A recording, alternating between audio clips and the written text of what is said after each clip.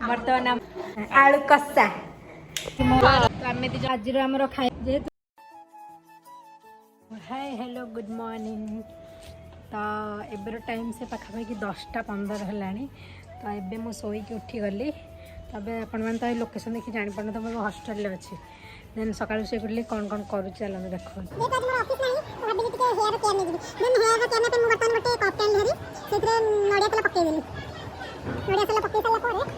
Then vitamin E capsule गोटे पकई दूँ जेहतु मोर hair fall होती तो से सब जो नड़िया तेल जिते यूज कर सब विटामिन ई गोटे कैप्सूल पकाऊँ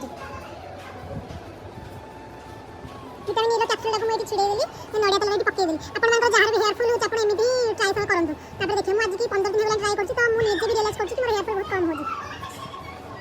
तो ये विटामिन ई कैप्सूल पकईदेली देन भलसे मिक्स करदेली तो मिक्स कर सारा पर बर्तमान हेयर पूरा मूलर लगे मूलर आप केमती लगे मुझे बतई दूसरी ट्रिक्टा आप सिंपण करदे देन हाथर 2 आंगुली को एमती तेल नहीं मसाज करेंगे 2-3 मिनट मसाज करेंगे आप पूरा हेयर सब लेयर आप यूज करदे यूज कर सारा पर अध घंटे इधर घंटे पूरा छाड़देवे मोर ए रोषे कर तो मुझे जो टाइम जाके रोषे करी तो से पर्यटन मुझे हेयर लगे छाड़देवी तो कौन करी सबुतिक तेल को मो हेयर आप्लाय करदे जेहेतु वीडियोटा पूरा लॉन्ग हो जाता तो मुझे सर्ट जस्ट आप्लाय करदे आपण आपण मैंने जमी कही कि मो हेयर में नड़िया तेल और विटामिन ई कैप्सूल लगाऊँ देन ताकू लगे सारा पर आप हेयर फॉल होता है यूज करेंगे लोरियल प्रोफेशनल यहाँ यूज करेंगे ये आम ऑनलाइन मिल जाऊँगी यार प्राइस आ650 आसान हूँ शैम्पूटा आप यूज करेंगे तब देन शैम्पू यूज कर सारा यहाँ तार कंडीशनरटा से लोरियल प्रोफेशनल यार प्राइस पाखापाखि 770 आसान यूज करेंगे देन तापर यहाँ हूँ लोरियल सीरमटा ये आप यूज करेंगे यार भी प्राइस पाखापाखि 680 आसान आप तीन यूज करेंगे देन देखिए आप हेयर फॉल भी बहुत कम हम तो यार बहुत भल रहा है हेयर आज आम खाइबार है दही पखाड़ माछ भजा बड़ी से टमाटो ये दीदी आम खाऊँ दीदी आम खाऊँ भात आलू भर्ता डाली आम ओडिया भारी बढ़िया तो खरा दिन तो आसला आपने समस्त जानते तो पखाड़ी बाड़े देवा खाई सारी आप पुणी कथा हो आम सांगे बसी बसिक तो लोकेशन देखिए आप जापारे किट आम ही बसीचु तो खायापी आम ये आणु चिकेन स्टिक गोटे देन थम्स अप गोटे आनी ये बसचु खाईदे आम दिज ये नहीं पलि आसलु स्वीट कॉर्न इधर तेरा स्वीट कॉर्न यहाँ पे आम दिज धरिक पलि आसलु स्वीट कॉर्न आम जाऊँ बर्तमान खाईदेव मो सांग दिज पलि आसते एटीएम रू पैसा पैसा सब उठे सारिकी तो आपण मैंने भावुए कि ये मु स्टाइल मारिक हिंदी कथा हो बट ये आमर नॉन ओडियाटा या ओडिया आसेनी तो से मुझे सह हिंदी कथा हुए और कहाँ जाना है आई लव किट के पास चलेंगे बैठेंगे वहाँ पे ये सब बस केमती अनाथ छुआ भाया बर्तमान चल कुआड़ कर जा कौन करिया आज मु कौन कौन रोषे कर आपण मैंने देखा बर्तमान आमर आलूटा सीझा ही रखा है लिजा आज रोषे आमर कौन हम आमर ये आलू सीझा हो सारे बर्तमान आलू प्रिपेरेसन चलती ये आमर काटा है पियाज अदा रसुण छेचा और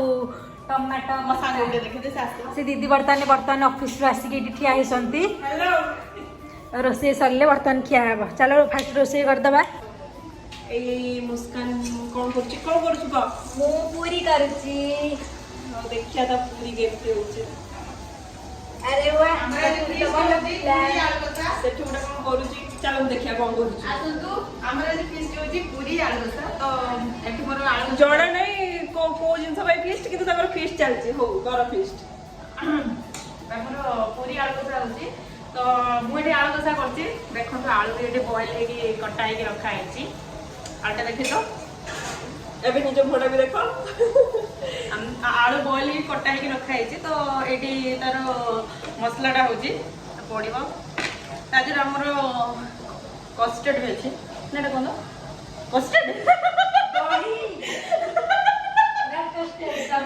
मैंने चल चल जहाँ भी गोटे गुड़ काटे खाया पूरी भूलीगला बर्तमान मुझे चारिपट पूरी कर नेक्स्ट पूरी करुची आम तो केते गुड़ा अटा थुआई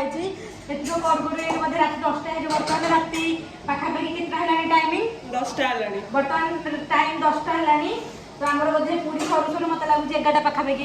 हो आज देखा फाइनाली पूरी और आलू कषा हो कि नहीं आज आमर आज फिस्ट पूरी आईटी आलू कषा तो चलते फास्ट खाईदे देन कथा आसतु आम तो फाइनाली हो गला आलू कषा पूरी मुस्कान बर्तमान खाई टेस्ट करी कहे मुस्कान केमती है कहल गोटे टेस्ट कर दिए फास्ट टेस्टी है बट हल्का टे लुण पड़ता आलू कषारे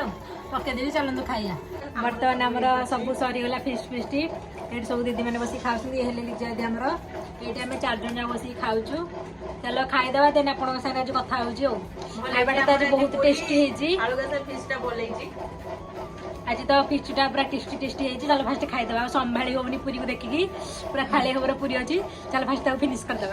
आपण मैंने तो आज दिन ब्लॉग देखिले मुझे कुआड़े गली कौन कली हॉस्टेल केमती आम फिस्ट है केमती आम सब कौन किसी करूँ सब तो आपण मैंने आज देखिले जदि आपण मैंने मोर आज ब्लॉग टी भल लगी तो लाइक शेयर सब्सक्राइब करा जमा भूल ये कही मोर आज ब्लॉग टी एंडिंग कर धन्यवाद।